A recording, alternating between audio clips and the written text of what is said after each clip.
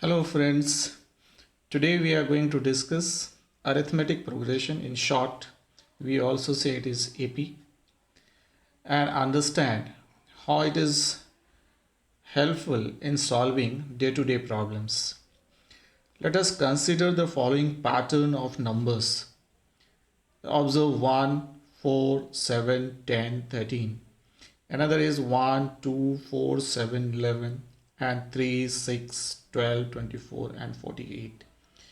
Let us see how they progress. First number, we also call it as first term.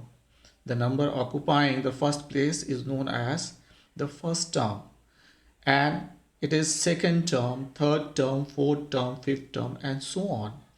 How do we get the second term? What is the connection between the first term and second term? If you add 3 here, so if you are adding 3 to the first term, you are getting 4, and if you are adding 3 again, you are getting 7, and you are adding 3, you are getting 10, and you are adding 3, you are getting 13, and so on. If you are asked to find out the next term, then you will add 3 and it will give you the next term as 16, and so on. The second pattern is what we find.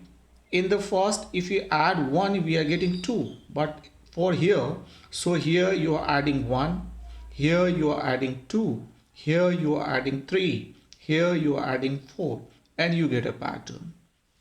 And in the third, what we observe, the first is 3 and then 6. It means if you multiply 3 by 2, you are getting 6, multiply by 2, 12, multiply by 2, multiply by 2, again multiply by 2, you are getting the next term. So these are the patterns, and we find that these patterns follow a definite order and according to some rule. So we call these patterns or list of numbers to form a sequence. So that we say, now we can define a sequence: arrangement of numbers in a definite order according to some rule. So we say that they are the sequence. So now we'll consider a few more examples. Now again we have another list of numbers. So here again, if you observe the pattern or the sequence, we see that if you are adding 2 here, again adding 2 here, you are getting 5, adding 2 here, you are getting 7, and if you add 2 here, you get the next term. In the next, if you are adding plus 1, again add plus 1, again add plus 1. So if you add plus 1, you will get the next term. Here what we find, if you are adding minus 4, you get this. Add minus 4 here, you get this. Add minus 4 here, you are getting this, and so on. If you add minus 4, you will get the next term. Here if you add 0, you get the next term. Adding 0, you are getting the next term. So what we observe, that we get the next term if we add a fixed number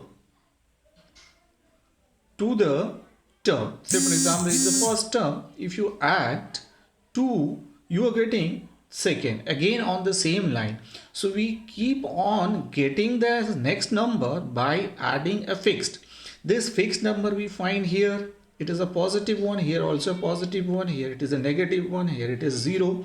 So this fixed number may be positive, negative, or 0. So we get the next term. So these all list of numbers, they are said to form an AP. They are said to form, means they progress in a arithmetically. Means if you add, keep on adding, you get the next term, whether it is a positive number or a negative number. So they are said to form a arithmetic progression. So arithmetic progression is what? Now we can define an arithmetic progression is a list of numbers in which each term is obtained by adding number adding a number or a fixed number, we can say adding a fixed number to the preceding term except the first term. Before the first term we don't have to worry about, but if you want to get the next term we need to add a fixed number, and this fixed number is called the common difference of that AP. This fixed number is called what? The common difference of the AP. Here also we need to understand the first term we denoted by A1, second term A2, third term A3, and so on. One more thing, if you have the arithmetic progression will be of two types. One is finite, one is infinite. Finite means you are having a last term. Last term is there, but infinite is what? Where the last term is not mentioned, it goes on infinitely. So we are having two types. One is finite and other is infinite. Now understand here, say for example, if we denote the first term of an AP by A1, second term by A2, nth term by AN, and the common difference by D, then the AP becomes what? A1, A2, A3, and so on, and last is what? AN. So if this is the AP, we can call it as a finite AP because the last term is there. And also the difference A2 minus A1, A3 minus A2, and so on, they will be all common one number, and that number is what? D. So we say the first term is A and common difference is D. In other words, if the first term is A and the common difference is D, the AP can also be written as first term, second term. How do you get? You add D in the first term. Third term, how do you get? You add D in the second term. So you keep on getting the next term. So if you want to get the AP, what is the requirement? First requirement is what? You need to know the first term. Also, you need to know the common difference. If only first term is there and if you are asked to form an AP, you cannot get it. And if a common difference is there and you are asked to find the AP, that also you cannot get it. So you require both the things. And if both the things are given to you, you will be able to find or form the AP. Now let us see some examples where we will understand it better. Which of the following are APs? We have to find out first whether they form AP or not. And if they form an AP, find the common difference. We have a number 3, 6, 12, 24. Now we have, this is the sequence given. We need to understand whether it forms an AP or not. First we'll write out first term 3, second term, third term, fourth term. Now what you need to examine, that you find out the difference, means A2 minus A1, 6 minus 3 is 3, A3 minus A2, 12 minus 6 is 6. So it is very simple here to observe that here the difference is 3 and here the difference is 6. They are not equal. So if they are not equal, the sequence does not form an AP. So we'll say it does not form an AP. And now next, let us see next one. Here we have minus 15, minus 12, minus 9 and minus 6. Again we can write A1, A2, A3, A4. Now we will be finding A2 minus A1. So minus 12 minus of 15 means A2 minus A1. So 15 minus 12 is 3. Again A3 minus A2. So you are getting 3. A4 minus A3. You are getting 3. So what we observe, they are all equal and equal to 3. So we will say now the sequence is in AP with the common difference as 3. Next questions. We'll see some word problem where we need to check whether the situation gives you an AP or not. Question is, in which of the following situations does the list of numbers involved make an AP and why?